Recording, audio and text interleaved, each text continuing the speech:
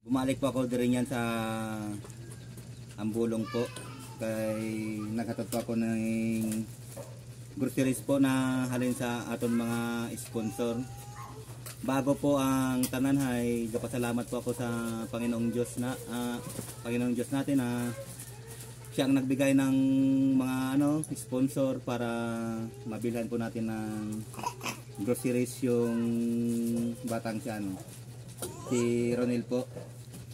At pasalamatan po muna natin yung mga sponsor po natin, si Ma'am Chirilyn Roca po ng Kahidjukan, si Ma'am Marivic Regala po. Ma'am, maraming salamat po sa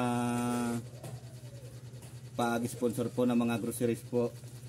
Ito po yung mga groceries po, diaper, bigas po, ito po Milo, gatas, saka biskuit po para kay Ronel po.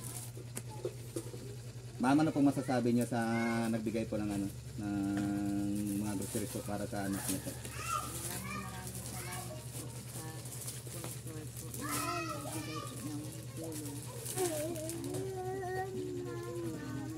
Sa mga nais pa po tumulong mga idol, i-message na lang po ako sa gusto pa po tumulong kay Ronel po.